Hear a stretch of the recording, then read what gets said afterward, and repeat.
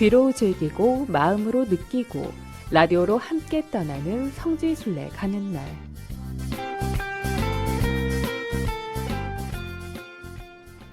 이 시간은 라디오를 통해서 비대면으로 성지순례의 즐거움을 누리고 또 감동도 느껴보는 시간인데요. 오늘은 해외 성지로 함께 떠나봅니다.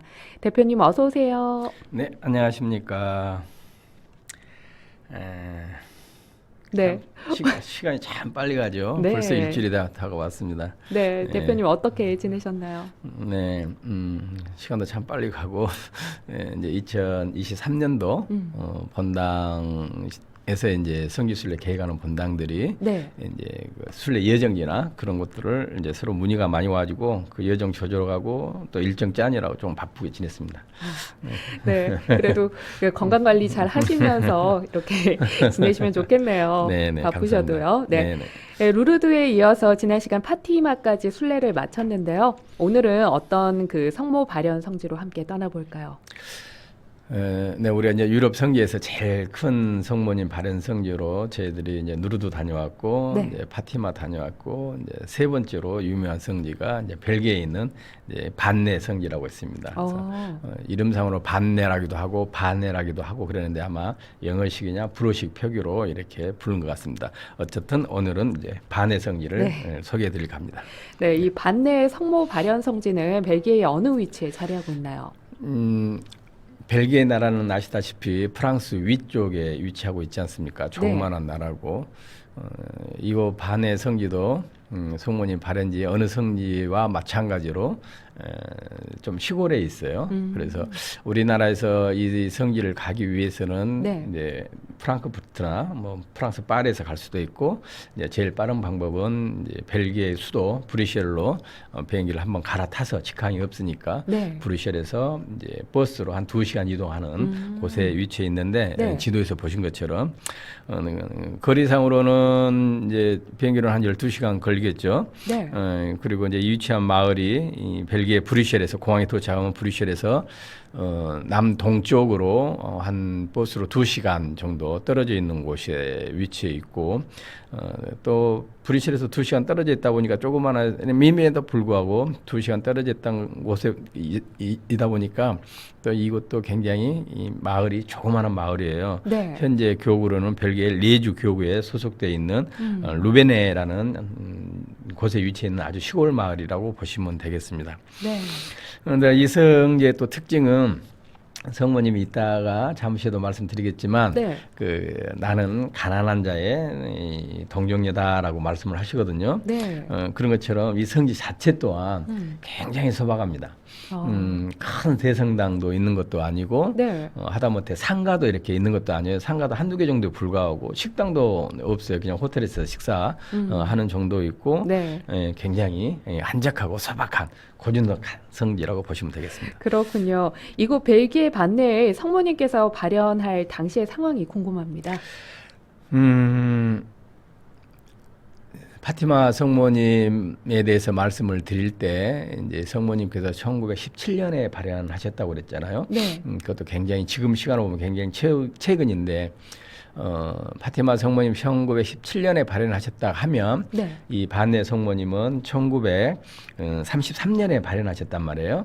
그 전에 이 반네부터 1시간 정도 떨어져 있는 보랭이라는 지역에서 성모님이 그 이듬해 1932년에 발현하셨는데 보냉과 반네의 그 성모님의 발현의 격차는 불과 며칠 정도밖에 차이가 안 나요. 그 정도인데 이때 당시가 유럽의 어느 한 나라하고 마찬가지예요. 파티마에서도 마찬가지로 뭐냐면 이 시기들이 되게 유럽의 왕정 국가들이 무너지게 되고 그러면서 이제 민중이 이제 이렇게 이제 봉기도 많이 이루어지고 더욱이나 세계 1차 대전이 1914년부터 17년까지 이렇게 18년까지 4년 동안 1차 대전이 있었고 또 거기에다가 소련이 1917년 볼셰비키 혁명이 일어나지 않습니까? 그러면서 공산주의의 그 사상들이 유럽 전역에 쫙 퍼지는 시기거든요. 이러다 보니까 이 모든 사람들이 사상적으로도 어려움을 겪었고 또 세계 대전과 소련의 어떤 공산주의 이 물결이 오면서 경제적으로도 이제 혼돈의 시기. 이때 특별히 신앙인들에게 있어서는 굉장히 어려운 시기가 뭐냐면 교회적으로도 어려운 시기였는데 이제 공산주의 사상이 신자분들 사이에서 뻗쳐나가기 시작하는 거예요. 네. 그러다 보니까 우리 공산주의 그러면 유물론이잖아요. 네. 신은 없다.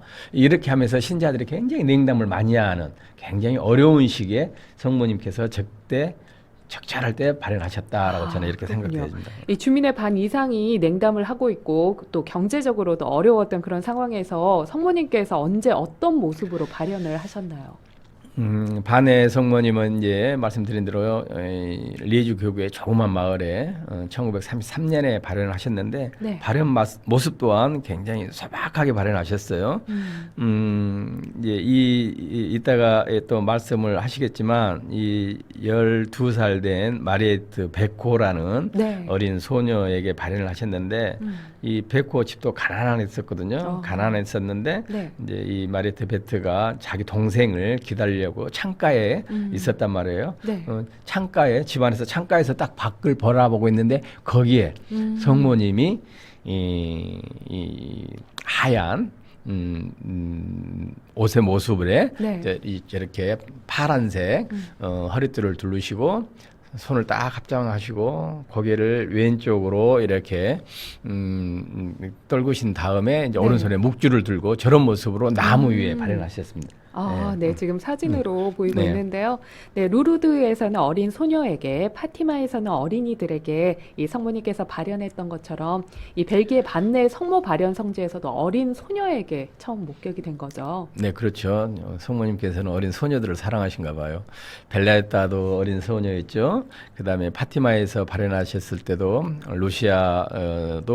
루치아도 수녀님도 소녀였지. 네. 그 다음에 히아친타 프란치스카도 10살, 11살 소년이었지. 맞아요. 네, 이거 마리에트 베코도 12살 소년이었고 어쨌든 이렇게 다 대부분 성모님이 발현하시는 어느 성전을 대부분 다 어린이들에게 발현하신 모습을 볼 수가 있는데 네. 이런 아마 성모님께서 어린 소녀들 의미가 있지 않을까 싶어요. 어린 소녀들. 네. 이 성모님께서 이곳에 무려 8차례나 이 발현하신 것으로 아는데요. 어떤 메시지들을 남기셨을까요? 또 말씀드리지만 누르드나 파티마처럼 시간이 긴 시간이 아닌 이 반의 성모님은 어떻게 보면 거의 한 달 반 만에 네.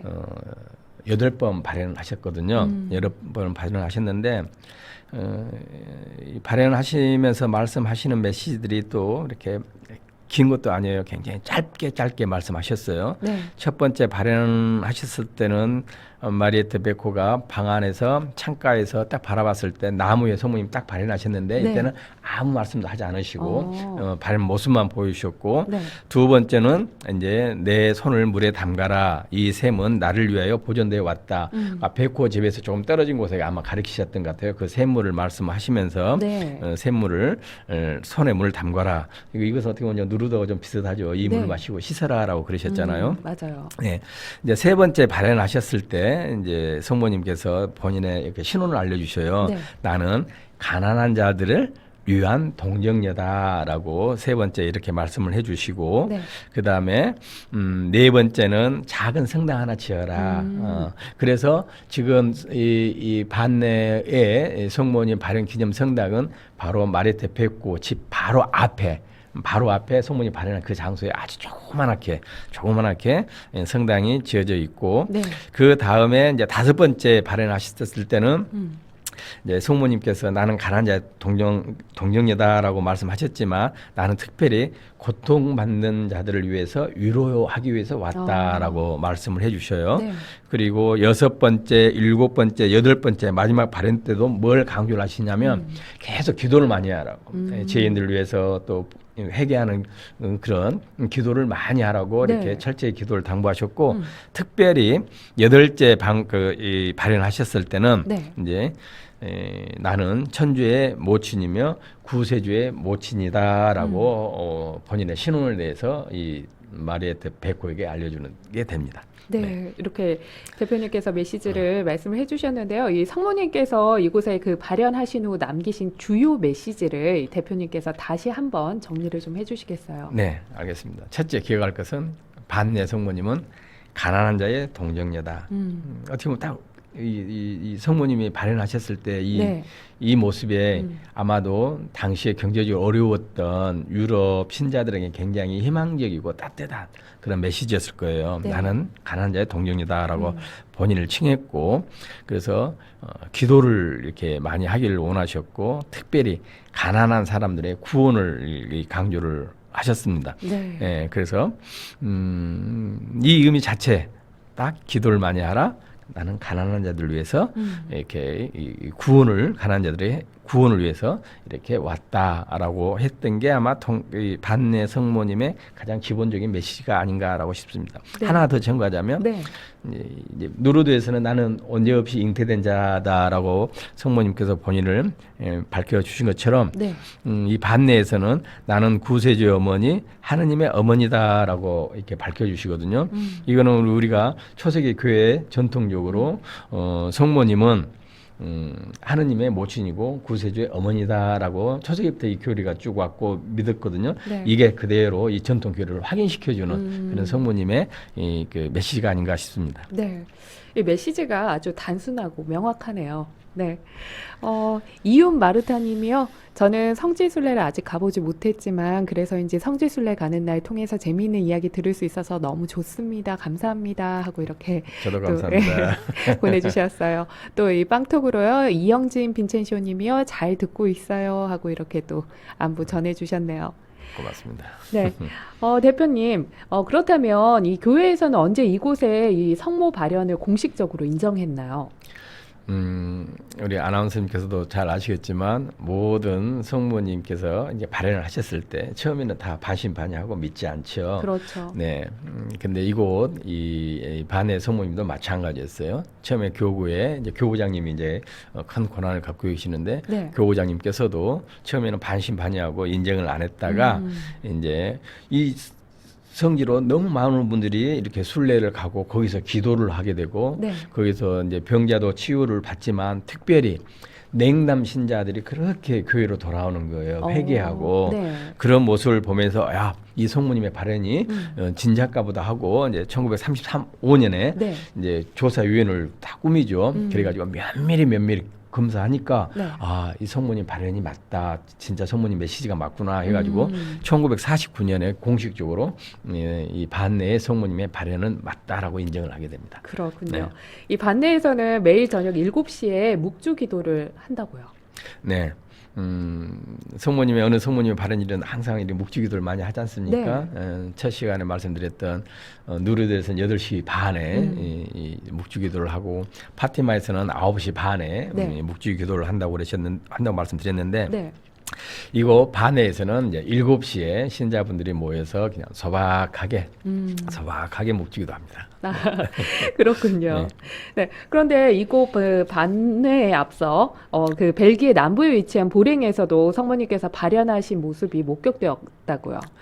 네, 아까 말씀드렸지만 이제 반내 성모님이 이 1933년 1월쯤에 15일에 발현을 하셨는데 네. 이에 앞서 이 반내 바로 밑에 1시간 거리 정도 돼요. 한 40분 정도 거리도 될 수도 있고 네. 그곳에 벨기에 보랭이라는 곳이 있거든요. 남쪽으로 내려오면 이 네. 보랭에서 어떻게 보면 반내 성모님 발현하기 한 달 전에 그러니까 1932년 11월 말에 발현을 하셨거든요. 어떻게 보면 며칠 차이도 안 나요. 네. 며칠 차이도 안 나는데 그 사이에 한 달여 거쳐서 보령에서 33차례나 이제 성모님께서 발현하시죠. 네. 이때 발현하셨을 때는 이제 5아이에게 네. 이 발현을 하셨는데 제가 좀 더 말씀을 드리면 네. 이 보랭의 이 성지는 이제 우리 번당 있지 않습니까? 네. 저희 번당처럼 규모가 굉장히 적어요. 굉장히 적고 조그마한 성당이 있고 그다음에 성모님 발현 모습이 그냥 하얀 모습에 이제 손을 벌리고 이 심장이 황금색 심장을 저 모습으로 이렇게 발현을 하셨는데 네. 저 성모상이 저 발현한 장소에서 저 모습이 다예요, 사실은. 그래서 규모도 굉장히 적고 네. 그냥 저희 본당으로 성당으로 연상될 정도로 네. 그냥 이렇게 소박하게 이렇게 발현하셨다라고 말씀을 드릴 수가 있습니다. 네. 제가 다 말씀드려버렸어요. 네. 그래서 지금 저 사진으로 보이는 그런 모습으로 이렇게 발현을 하셨는데요. 33번 발현하셨다고 말씀을 해주셨는데요. 어떤 주요 메시지들을 남기셨을까요? 이곳에서도 이제 마찬가지로 성모님께서 특히 이제 본인의 신혼을 이제 알려드려요. 네. 뭐냐면 누르드에서 말씀하셨던 것처럼 나는 언제 없이 잉태된 마리아다. 어떻게 보면 누르드 발현하신 성모님의 모습을 더 확인시켜주는 듯한 성모님의 말씀이잖아요. 네. 그 다음에 천주의 어머니시다. 우리 초세기 교회에서부터 교부들이 인정해 왔고 믿을 교리로 선포했고 실제로 믿어왔던 하느님의 어머니시다라고 이렇게 말씀해 주시고 네. 그 다음에 하늘의 여왕이시다라고 이렇게 성모님께서 이제 이렇게 말씀을 해주시거든요. 네. 그러면서 이제 이 5명 아이들에게 뭐라고 하시냐면 착하게 살고 또 죄인들의 회개를 바란다라고 말씀을 하셨어요. 네. 그러면서 끊임없이 희생하고 기도하라. 어떻게 보면 이 보령에서 발현하신 이 성모님의 메시지도 어떻게 보면 누르드와 교를 쭉 같이 하잖아요. 그러네요. 기도, 네. 희생, 이렇게 어떻게 보면 이 죄인들의 회개, 네. 세계 평화 기도한 메시지는 거의 한결같이 교를 함께 하고 있다라고 보실 수가 있겠습니다. 네. 그러니까 보랭에 이 성모님께서 발현하신 이후 어떤 변화가 있었냐 하면은 그 회개를 그렇죠. 했다는 거에 중점을 둘 수가 있겠네요. 그렇죠. 네. 네. 아까 처음에 소대 말씀드린 것처럼 시기가 굉장히 어려웠고 네. 공산주의 사상으로 인해 가지고 굉장히 냉담을 많이 했던 교회를 네. 떠났던 신자들이 보령의 성모님의 발현을 통해 가지고 이렇게 다시 회개하고 네. 다시 신앙을 되찾고 또한 또 덤으로 병자들의 치유도 얻게 되고 그러면서 많은 신자분들이 이거 순례지 보령의 순례지를 굉장히 많이 왔다고 그래요. 채태만 해도 그 어려운 시기에 200만이 모였다고 하더라고요. 네. 그 정도로 교회로 돌아올 수 있게끔의 그 기회가 성모님의 발현을 통해서 이루어졌지 않나 이렇게 생각되어집니다. 네. 그 후에도 이 발현 후에 순례자도 굉장히 많이 오셨을 네네, 것 그렇죠. 같아요. 네네네. 네. 성 바오로 여행사 정동춘 바오로 대표님과는 오늘도 여기서 인사 나눠야 할 것 같아요. 오늘도 좋은 말씀 고맙습니다. 감사합니다.